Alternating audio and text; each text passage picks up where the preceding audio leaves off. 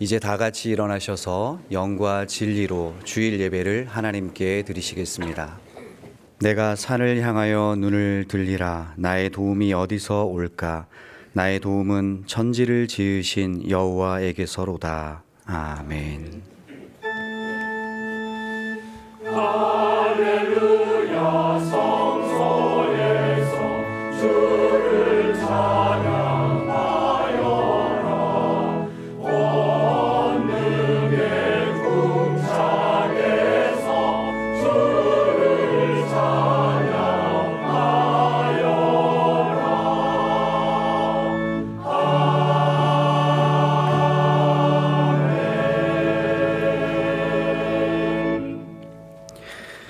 하나님 아버지, 저희를 사랑으로 늘 지켜주시고 이 시간 예배의 자리로 불러주심을 감사드립니다.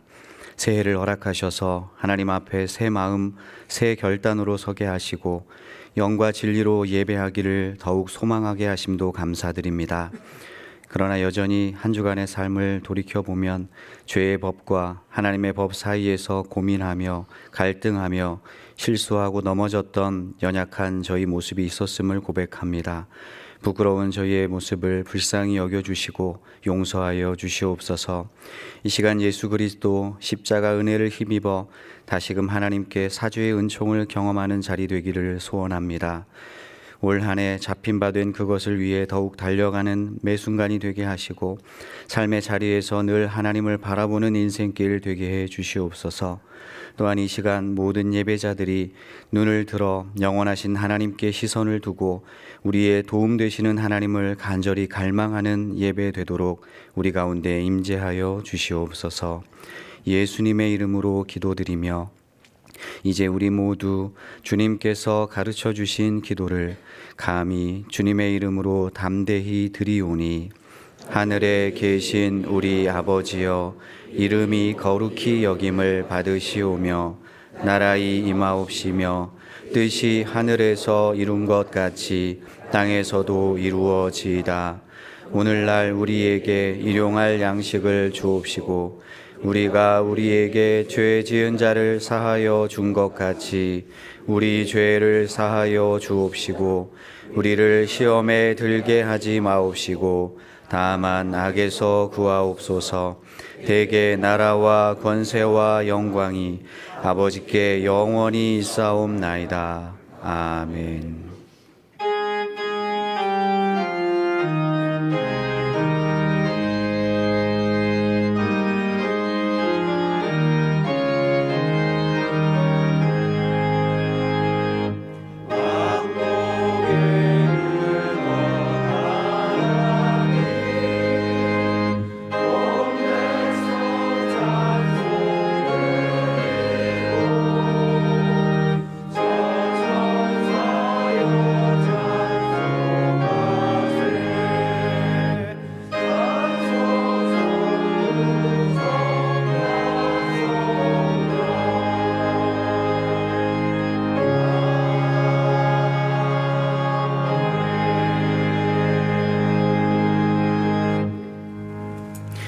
교동문 38번을 함께 교독하시겠습니다. 교동문 38번입니다.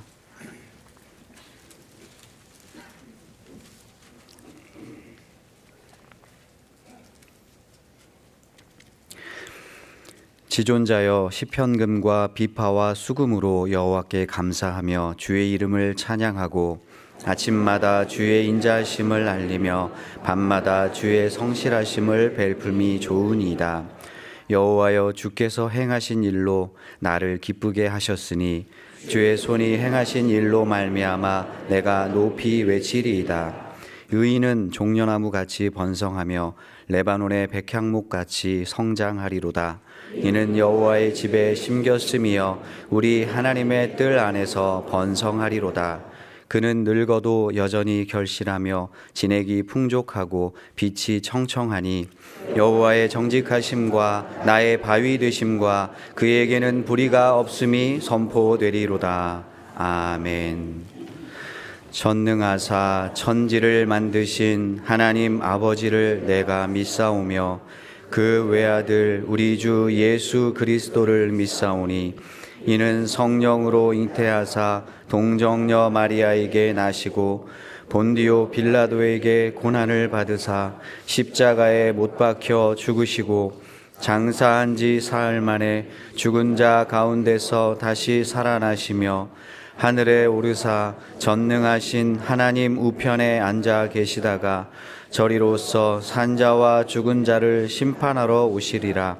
성령을 믿사오며 거룩한 공예와 성도가 서로 교통하는 것과 죄를 사하여 주시는 것과 몸이 다시 사는 것과 영원히 사는 것을 믿사옵나이다. 아멘.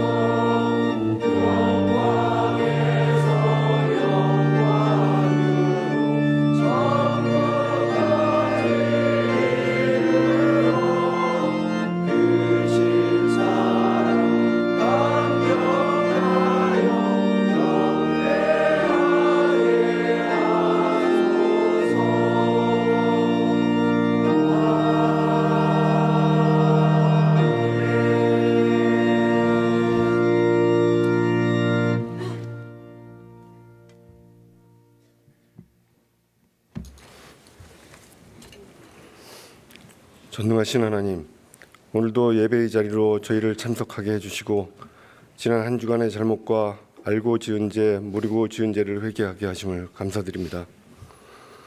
하나님께서 지어놓으신 이 세상은 어찌 이리도 아름다운지요. 그리고 저 억압된 동토의 땅 북한이 아닌 자유로운 대한민국에서 살아가는 저희는 얼마나 행복에 겨운지요.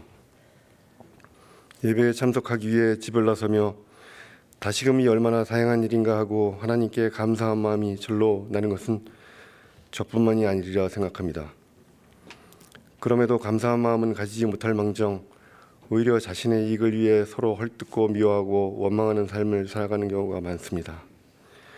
부디 용서하여 주시고 더 많은 죄를 짓지 않도록 저희가 항상 기도하는 삶을 살아갈 수 있게 용기와 지혜를 주셔서 예수께 잡힌 바 된 것을 잡으려고 하는 소망을 가질 수 있도록 도와주소서. 그리고 먼저 세계의 평화를 위해 기도합니다. 지금도 계속되고 있는 러시아의 우크라이나 침략 행위가 빠른 시일 내에 종식되어 어쩔 수 없이 참전한 북한의 젊은이들이 가족들의 품으로 돌아올 수 있기를 기도합니다.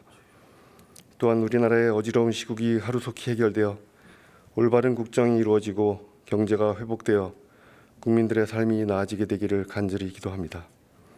이제 새로운 한 해를 맞아 우리 교회가 계획한 일을 잘 실행하도록 허락하시고 오늘 저희가 예배를 통해 주님께 드리는 기도를 연락해 주시고 받아주시옵소서.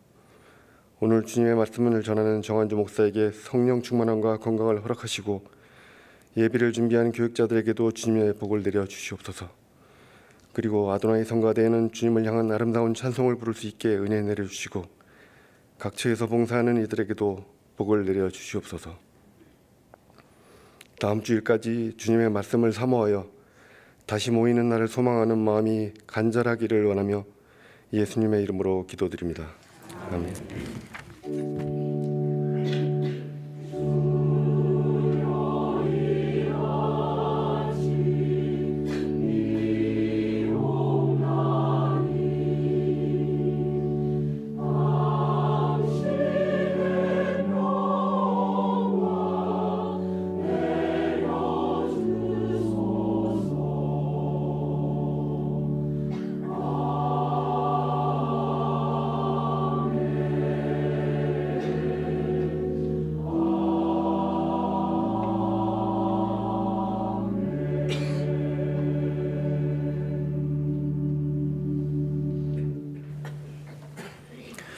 교회 소식을 알려드리겠습니다.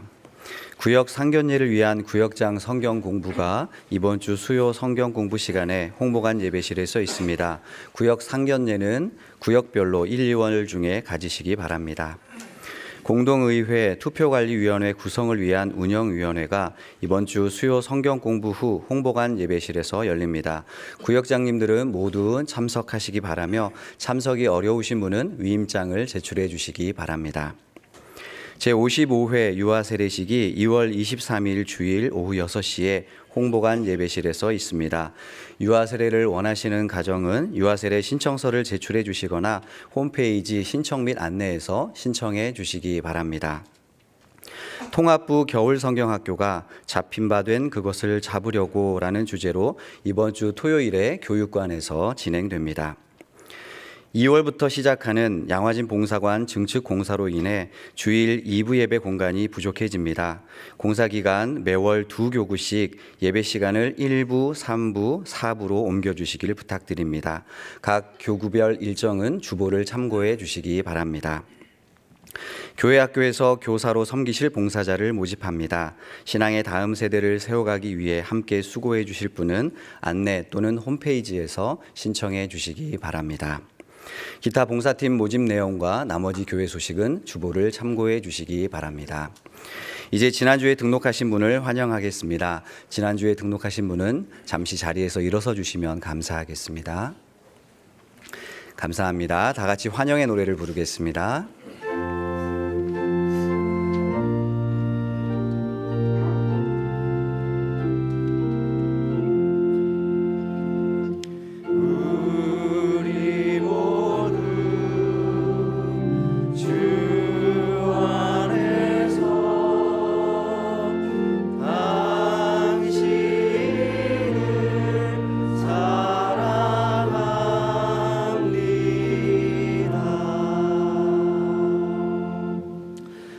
하나님 아버지, 은혜의 풍성함을 따라 저희를 구원해 주시고 예수 그리스도와 연합한 자로 살게 하심을 감사드립니다. 또한 한 공동체로 저희를 부르시고 함께 지어져 가게 하심을 감사합니다. 오늘 새가족과의 만남을 통해 벽돌 한 장 한 장을 쌓아 올리듯 우리 공동체가 아름다운 성전으로 세워져 가기를 다시금 소망합니다. 새가족 한 분 한 분 이 자리까지 오는 그 길과 그 마음을 한 걸음씩 인도하신 주님께서 앞으로도 모든 믿음의 여정을 붙들어 주시기를 간구합니다. 이곳 양화진 공동체 안에서 날마다 기쁨과 감사와 감격이 넘치는 신앙생활 되도록 붙들어 주시옵소서. 이 땅 조선을 위해 헌신하였던 선교사님들의 사랑과 믿음을 지키기 위해 생명을 던졌던 순교자들의 그 정신을 기억하며 우리 역시 이 민족과 열방을 위해 깨어 기도하는 하나님의 백성들 되기를 소원합니다. 또한 올 한 해 각자의 자리에서 하나님께 잡힌 바 된 그것을 잡으려고 달려가는 하루하루 되도록 인도해 주시옵소서. 그러기 위해 날마다 더욱 주님과 연합된 자로 매일매 순간을 주님과 동행하는 새가족과 우리 모두 되게 해 주시옵소서. 예수님의 이름으로 기도드립니다. 아멘. 박수로 환영하겠습니다.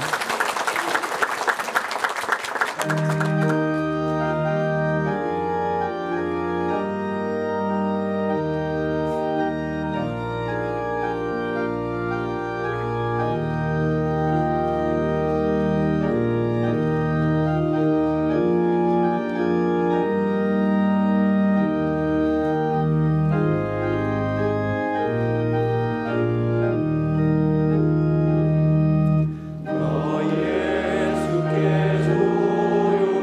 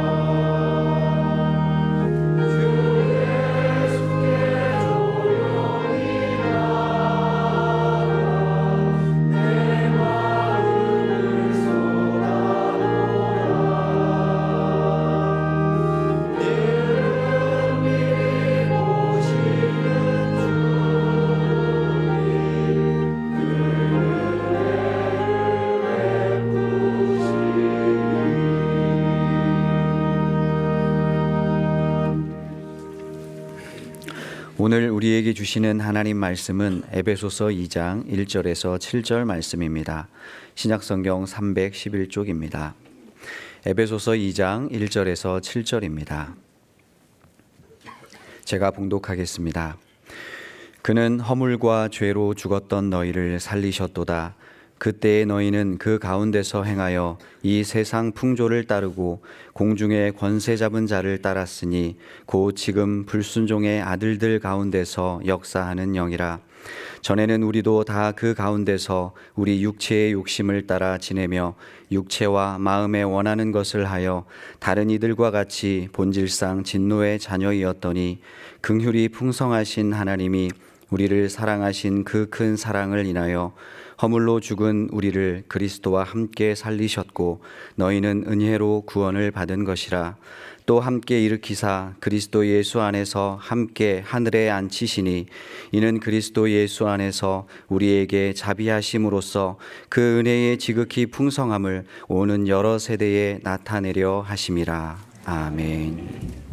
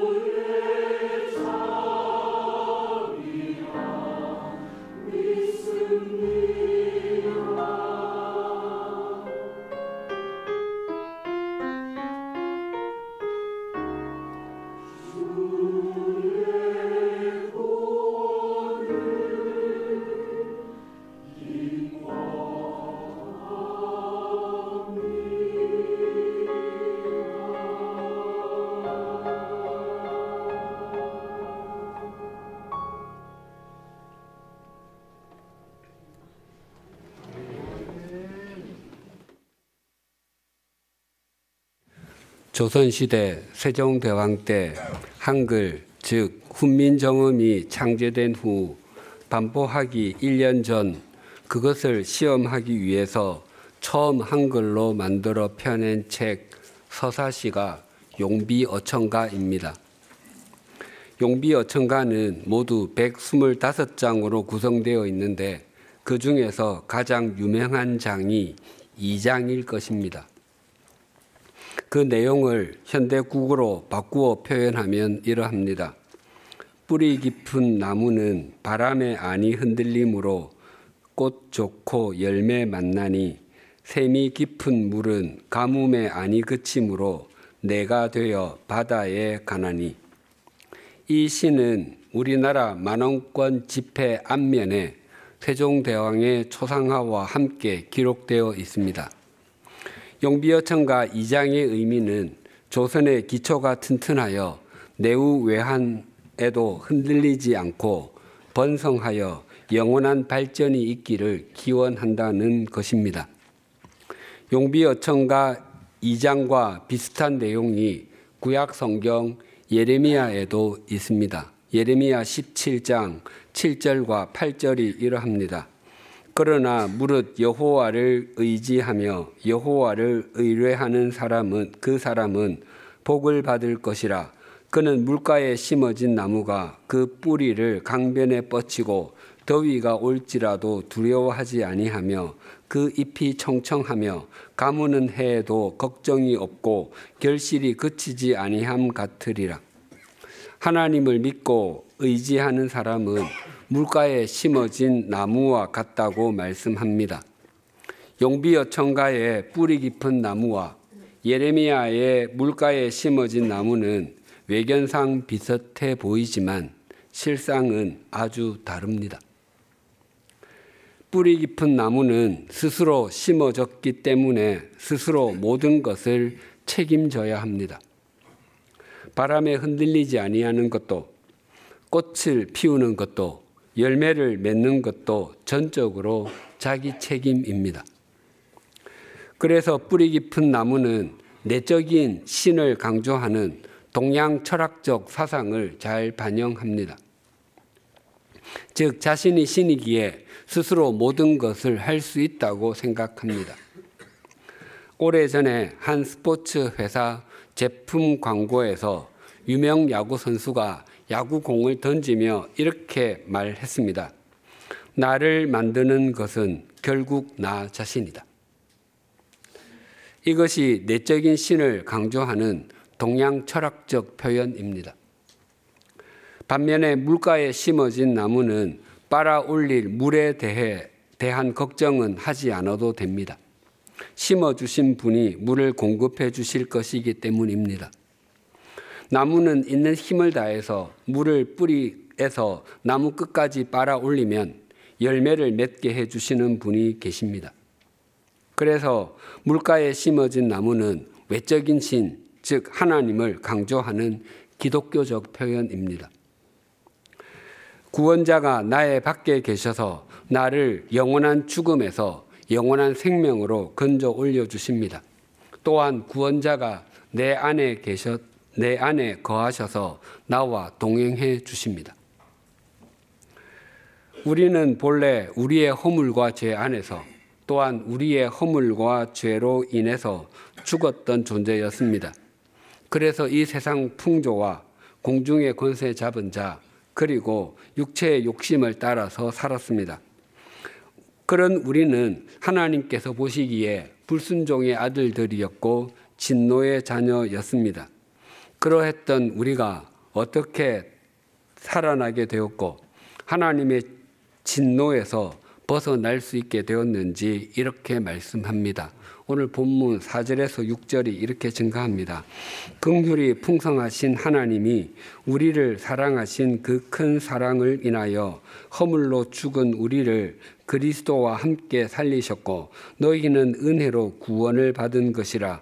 또 함께 일으키사 그리스도 예수 안에서 함께 하늘에 앉히시니 긍휼이 풍성하신 하나님의 길고도 깊은 큰 사랑이 우리를 죽음에서 살리셨고 진노의 자녀였던 우리가 하나님의 자녀가 되게 해주셨습니다. 이 말씀에 있는 중요한 동사 3개, 함께 살리다, 함께 일으키다, 함께 안치다의 시제가 모두 과거형으로 되어 있다고 했습니다. 우리가 하나님의 은혜로 또한 예수 그리스도를 믿음으로 죽음에서 살림을 받아 일어나게 된 것은 이미 이루어진 일이라 과거형으로 쓰는 것에 동의가 됩니다. 하지만 우리는 아직 이 땅에 살고 있기 때문에 하늘에 앉은 것은 아닙니다.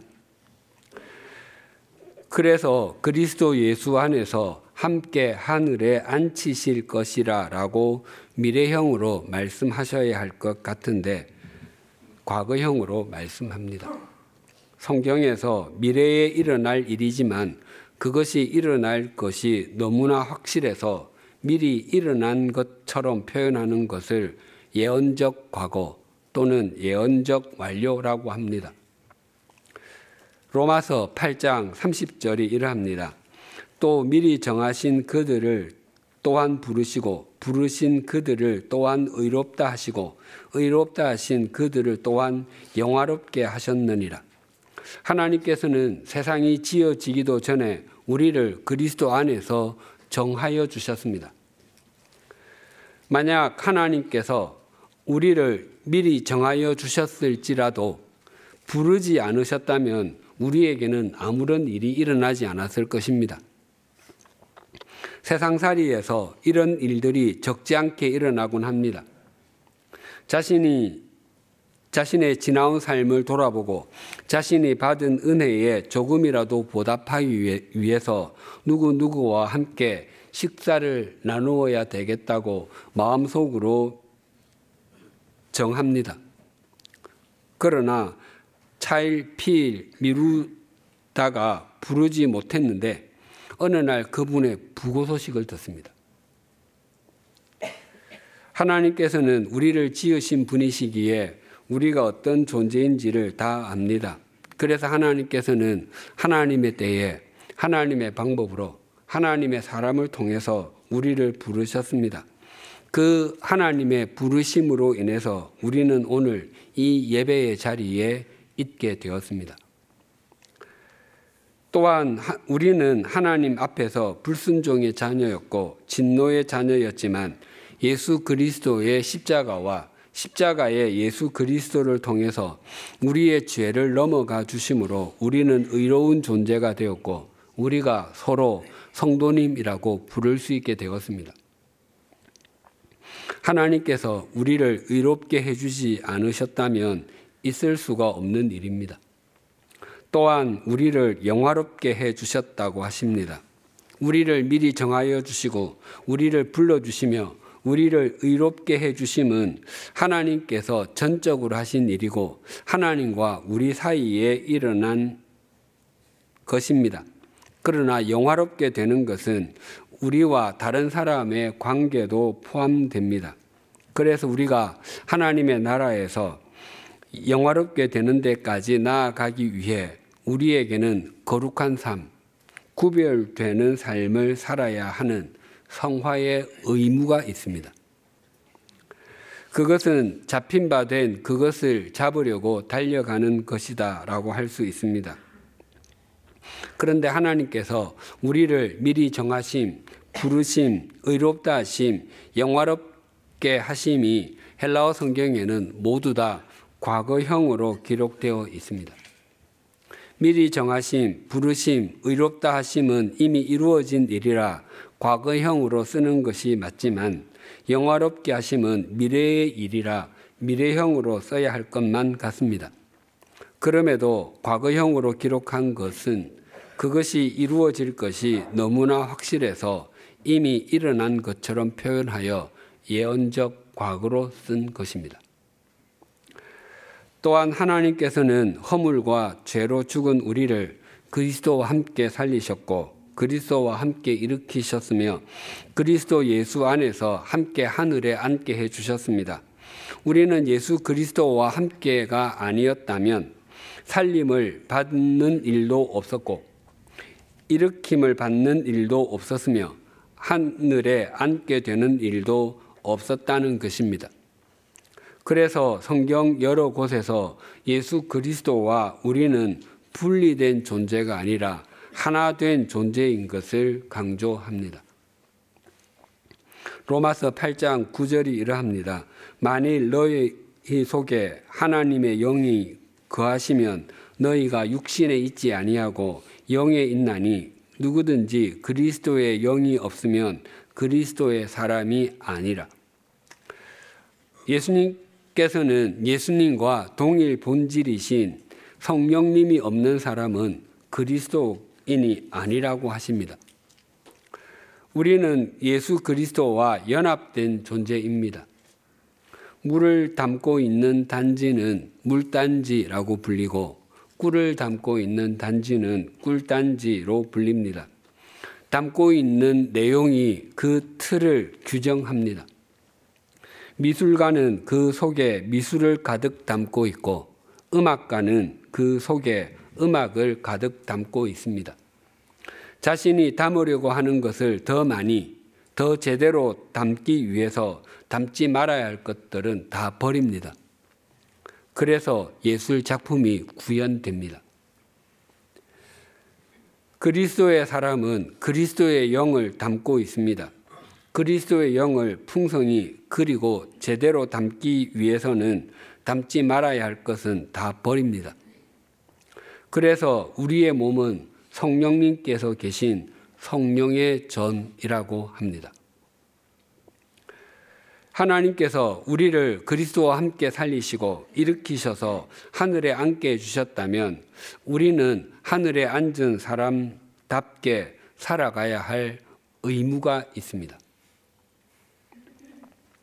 동화 신데렐라를 말씀드린 적이 있습니다. 신데렐라와 비슷한 이야기가 없는 나라가 없고 그와 유사한 영화나 드라마는 셀 수 없을 정도로 많습니다. 신데렐라 이야기는 그 내용이 상투적이어서 그 초반부만 보아도 그 결말이 충분히 짐작됩니다. 그래서 사람들은 또 그런 내용이야 라고 비난하면서도 열심히 봅니다. 왜냐하면 그런 동화 이야기는 대부분의 사람이 한 번쯤 자신이 그 주인공이기를 꿈꾸어 본 것이기 때문입니다. 또한 그런 부류의 이야기는 우연한 사랑으로 시작해서 결혼으로 끝을 맺기 때문이기도 합니다. 그래서 환상적입니다. 그리고 신데렐라 이야기는 굉장히 신앙적입니다. 신데렐라 애니메이션에서는 왕자와 신데렐라가 결혼 후 신혼여행으로 떠나는 것으로 끝이 납니다. 그리고 이렇게 자막이 올라옵니다. 그리고 그들은 오래오래 행복하게 살았습니다. 동화는 그렇게 끝날지라도 인생은 그렇게 끝나지 않습니다. 그래서 신데렐라 2는 신혼여행에서 돌아오는 장면부터 시작됩니다. 신데렐라는 신혼여행에서 문자 그대로 꿈같은 시간을 보냈을 것입니다. 이제 그의 신부는 신데렐라 제투성이에서 왕자비가 되었습니다. 신데렐라는 명실공히 왕실의 사람이 되었습니다. 하지만 신데렐라에게 왕실 생활은 모두 낯설었습니다. 옷도 이전과 다르게 입어야 했고 사용한 언어도 달라야 했습니다. 먹는 음식도 이전과는 아주 달랐습니다. 파티가 열릴 때면 자신이 앉아야 할 자리도 정해져 있었습니다. 만약 신데렐라가 왕자비가 되었음에도 왕실의 규칙을 지키려고 하지 않거나 왕궁 생활에 자신을 맞추지 않으면 어떻게 되겠습니까?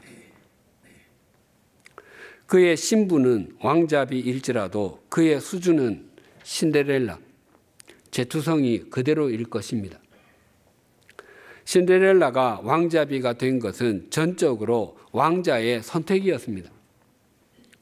그래서 신데렐라의 신분이 완전히 달라졌습니다. 하지만 왕자가 신데렐라를 선택한 것은 매일 파티를 열어서 유리 구두를 신은 신데렐라와 춤을 추기 위함은 아니었을 것입니다. 신데렐라가 점점 왕실에 걸맞은 사람으로 바뀌어 가기를 원했을 것입니다. 신데렐라가 왕자의 선택을 받고 그와 결혼한 것이 전적으로 왕자가 베푼 은총이었다면 이제 왕자비다워지는 것은 신데렐라의 몫이고 책임이며 의무입니다. 신데렐라가 왕실에 자신을 맞추어 가면 갈수록 왕자비다운 왕자비가 되어 갈 것입니다. 우리 각자가 다 신데렐라들입니다. 우리에게도 내세울 것이 전혀 없었음에도 그리스도와 함께 살리심을 받고 그리스도와 함께 일으키심을 받으니 우리는 하나님의 자녀가 되고 하나님 나라의 백성이 되었습니다. 그렇다면 장차 하늘에 앉게 될 자리에 미리 앉아 있다면 거기에 걸맞게 살아갈 책임과 의무가 있습니다. 그것이 우리에게 주어진 성화의 의무입니다.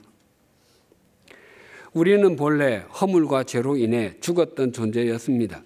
그래서 이 세상 풍속, 즉 세속적 가치관을 따르며 사는 것이 최상의 삶이라고 여겼고 공중의 권세 잡은 자를 따라다녔으며 육체 욕심을 따라서 살았습니다. 그래서 우리는 모두 불순종의 자녀, 진노의 자녀였습니다. 하나님께서는 왜 그런 우리를 그리스도와 함께 살리셨고 또 함께 일으키시며 함께 하늘에 앉게 해 주셨겠습니까? 본문 7절이 이렇게 증가합니다. 이는 그리스도 예수 안에서 우리에게 자비하심으로써 그 은혜의 지극히 풍성함을 오는 여러 세대에 나타내려 하심이라. 하나님이 얼마나 자비하신 분이신지, 하나님은 은혜가 얼마나 풍성하신 분이신지를 여러 세대에 나타내기 위함이라고 하십니다.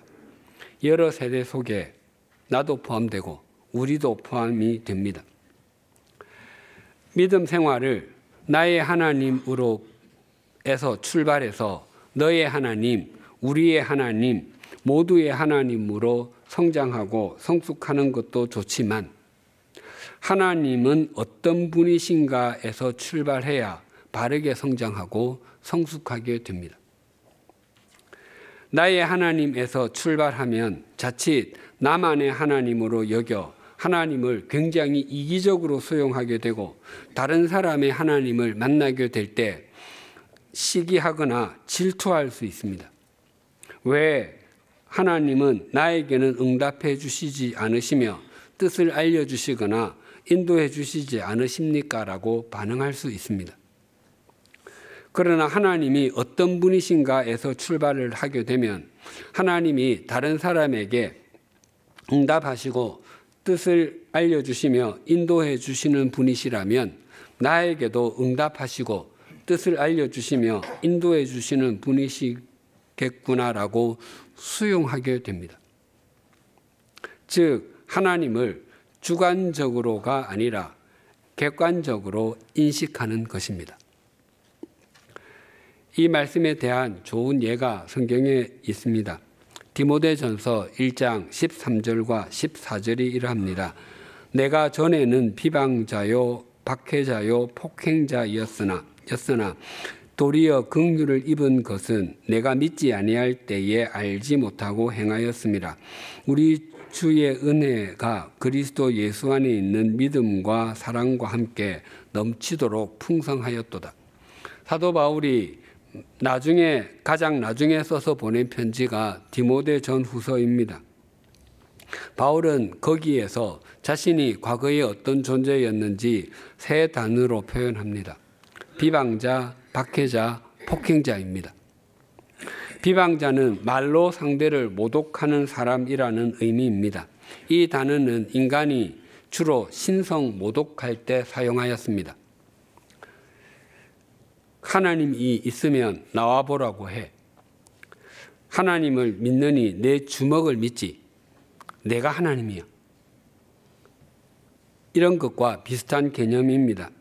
바울은 자신이 과거에 하나님을 위해서 살았다고 생각했지만 부활하신 예수 그리스도를 만나고 보니까 이전의 삶은 하나님을 모독하는 것과 같은 삶이었다고 고백하는 것입니다. 박해자는 달아나는 사람을 따라가서 쓰러뜨리는 사람이라는 의미입니다. 그러니까 바울은 자신을 무서워해서 도망가는 사람마저 따라가서 폭력을 행사했던 사람이었다고 고백하는 것입니다. 그리고 폭행자는 거만한 태도로 다른 사람을 학대하는 사람을 뜻합니다. 바울은 자신이 과거에 얼마나 많은 사람을 짓눌렀는지를 고백하고 회개하는 것입니다. 실제로 바울은 그러했습니다. 그가 그리스도인이라면 남녀를 가리지 않고 결박해서 예루살렘으로 잡아오기 위해서 다메섹으로 간 것은 대제사장의 명령에 마지못해서 간 것이 아니었습니다. 그는 그리스도인을 잡아오겠노라고 대제사장에게 공문을 직접 청해서 받아 다메섹으로 향하고 있었습니다. 그때에는 그것이 잡은 바 된 그것을 이루는 최고의 삶, 최선의 삶이라고 여겼기 때문입니다. 부활하신 예수 그리스도께서는 그런 원수 같은 인간, 악질 같은 인간을 찾아가 만나 주셨을 뿐만 아니라 주님의 사역을 전하는 사도로 삼아 주셨습니다. 그것이 그토록 감격스러웠던 바울은 이제는 자신을 잡아주신 분을 위해 또 잡힌 바 된 그것을 잡기 위해 달려간다고 고백합니다. 이전과 동일한 삶의 열정이었지만 이제는 그 방향이 완전히 반대로 바뀐 것입니다. 더 나아가 바울은 이렇게 고백합니다. 디모데전서 1장 15절입니다. 미쁘다 모든 사람이 받을 만한 이 말이여 그리스도 예수께서 죄인을 구원하시려고 세상에 임하셨다 하였도다. 죄인 중에 내가 괴수니라. 미쁘다는 신실하다, 충분하다의 의미입니다. 즉 지금 전하는 이 내용은 모든 사람이 들어야 하는 말이고 모든 사람에게 적용되는 중요한 말이라는 것입니다. 그러고 나서 하는 말이 죄인 중에 내가 괴수니라 라고 합니다. 괴수는 조직 폭력배의 우두머리, 대장이라는 의미가 아닙니다. 괴수가 헬라어로 프로토스인데 그것은 첫 번째라는 뜻입니다. 즉 예수 그리스도께서 죄인을 구원하러 오셨는데 이 세상에 있는 모든 사람을 제가 가장 많은 1번부터 제가 가장 적은 끝번까지 한 줄로 세웠는데 자신이 제일 첫 번째 1번이라는 뜻입니다. 그래서 내가 괴수니라를 영어로 표현하면 I am the first입니다. 그런데 바울은 자신이 죄인 중에 1번이라는 고백을 과거형이 아니라 현재형으로 하고 있습니다. 즉 내가 죄인 중에 내가 1번이었습니다가 아니라 죄인 중에 내가 1번입니다 라고 고백합니다. 즉 바울은 지금도 자신이 뭔가를 다 잡은 사람이라고 여기지 않고 여전히 예수 그리스도께 생명의 빚을 지고 있고 주님께 잡힌 바 된 그것을 잡으려고 달려가고 있다고 여기는 것입니다. 바울의 고백은 이렇게 이어집니다. 디모데전서 1장 16절과 17절입니다. 그러나 내가 긍휼을 입은 까닭은 예수 그리스도께서 내게 먼저 일체 오래 참으심을 보이사 후에 주를 믿어 영생 얻는 자들에게 본이 되게 하려 하심이라. 영원하신 왕 곧 썩지 아니하고 보이지 아니하고 홀로 하나이신 하나님께 존귀와 영광이 영원 무궁하도록 있을지어다. 아멘. 바울은 자신이 긍휼을 입을 수 있었던 것이 예수 그리스도께서 자신에게 오래 참아주셨기 때문이라고 합니다. 오래 참으심을 영어 성경에서는 무제한의 참으심 또는 완전한 참으심으로 번역했습니다. 그러니까 주님께서 바울 자신에게 일정 기간만 참아주신 것이 아니라 태어날 때부터 지금까지 참아주셨다고 고백하는 것입니다. 사실 이것은 바울뿐만이 아니라 성경에 나오는 대부분의 인물에게 하나님께서는 오래 참아 주셨습니다. 하나님께서 아브라함을 부르셔서 복이 되게 해 주시겠다고 약속하셨습니다. 그가 독자 이삭을 번제로 드리라는 하나님의 말씀에 순종할 수 있었던 것은 그가 75살에 부르심을 받고 40년 이상 지난 후였습니다. 그동안 그는 자기 생명을 부지하기 위해서 아내를 누이라고 2번이나 속였고 하갈에게서 이스마엘을 낳아 하나님의 마음을 상하게 했습니다. 하나님께서 오래 참아 주시지 않으셨다면 그는 오래전에 끝났을 것입니다. 다윗이 밧세바 사건을 일으켰을 때 하나님께서 다윗에게 네가 나를 이렇게 배신할 수 있다는 말이냐라고 말씀하시며 등을 돌렸다면 믿음의 사표 다윗은 없었을 것입니다. 바울이 이 고백을 드리는 이유는 자기 뒤에 주님을 믿고 영원한 생명을 얻을 사람들에게 본을 보이기 위함이라고 합니다. 즉 하나님께서는 모든 사람을 인도하시고 역사하시는 분이시며 자신은 하나님의 인도하심과 역사하심의 샘플이라고 고백하는 것입니다. 저도 제 삶과 사역이 하나님의 되심을 보여주는 샘플이면 좋겠다고 생각하곤 합니다. 하나님께서 저 같은 사람을 부르셔서 고쳐서 쓰시고 성장하게 하셔서 쓰신다면 하나님께서 통로로 삼지 못할 사람은 아무도 없다고 생각하곤 합니다. 그 하나님께 존귀와 영광이 영원히 있을 수밖에 없다고 고백하는 것입니다. 바울은 하나님을 객관적으로 인식하고 있습니다. 바울이 마지막으로 보낸 서신, 바울의 유언장이라고 불리는 디모데후서에서도 이렇게 고백했습니다. 디모데후서 4장 6절에서 8절 상반절입니다. 전제와 같이 내가 벌써 부어지고 나의 떠날 시각이 가까웠도다. 나는 선한 싸움을 싸우고 나의 달려갈 길을 마치고 믿음을 지켰으니 이제 후로는 나를 위하여 의의 면류관이 예비되었으므로 주 곧 의로우신 재판장이 그날에 내게 주실 것이며.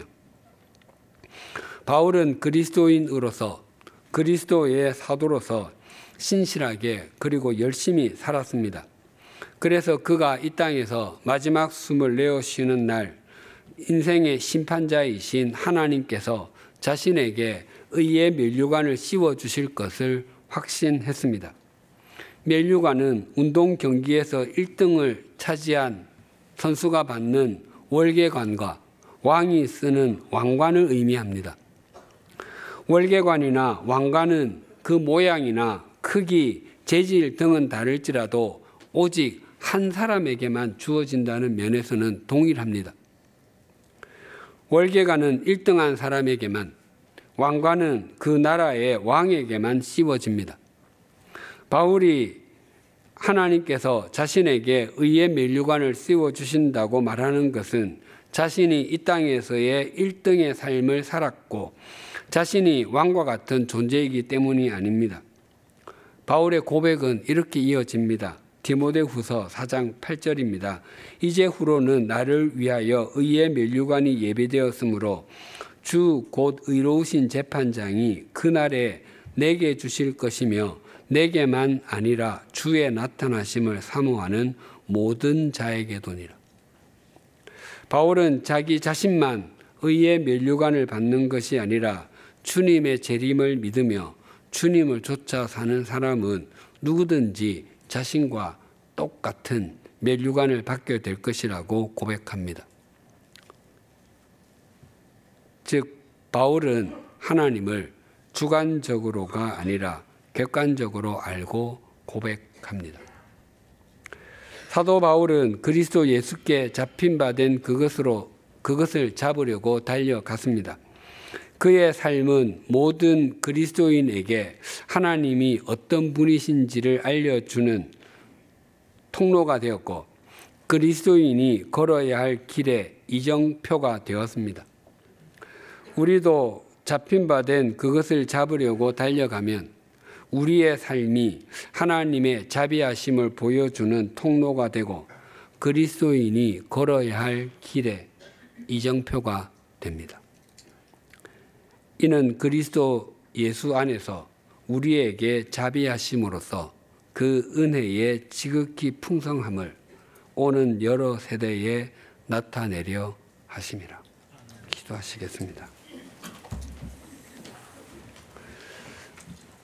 은혜가 지극히 풍성하신 하나님 아버지, 우리는 우리의 허물과 죄로 인해 죽은 존재였는데 우리를 그리스도와 함께 살려주시고 함께 일으켜주시며 함께 하늘에 앉게 해주셔서 감사합니다. 그런 하나님의 은총을 받은 사람답게 살아가게 하여 주시옵소서. 신데렐라가 왕자의 일방적인 선택으로 왕자비가 된 것이 종착점이 아니라 왕자비가 된 이후에는 왕자비다운 삶을 살아야 하듯이 우리가 그리스도와 함께 하늘에 앉힌 바가 되었다면 그 자리에 걸맞게 이 땅에서 삶과 믿음이 성장하게 가게 하시고 성숙해 갈 수 있도록 인도하여 주시옵소서.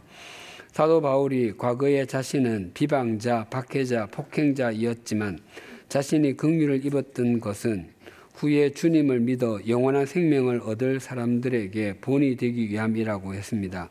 또한 바울은 선한 싸움을 싸우고 달려갈 길을 마치며 믿음을 지킨 자신에게 의의 면류관이 준비되었다고 고백하며 자신만이 아니라 달려갈 길을 마치고 믿음을 지킨 사람 모두에게 준비된 것이라고 했습니다. 바울의 삶과 믿음이 하나님이 어떤 분이신지를 보여주는 통로가 되고 그리스도인이 걸어야 할 길에 있는 이정표가 된 것처럼 우리의 삶과 믿음이 하나님의 자비하심을 보여주는 통로가 되게 하시고 그리스도인이 걸어야 할 길에 있는 이정표가 되게 하여 주시옵소서. 바라옵나니 우리 모두가 그리스도 예수께 잡힌 바 된 그것을 잡으려고 달려가는 생애가 되게 하여 주시옵소서.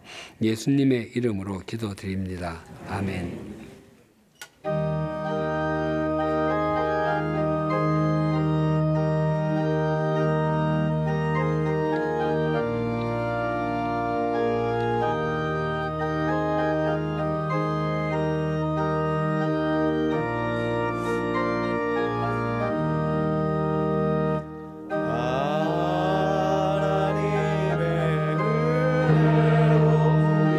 있을 데 없는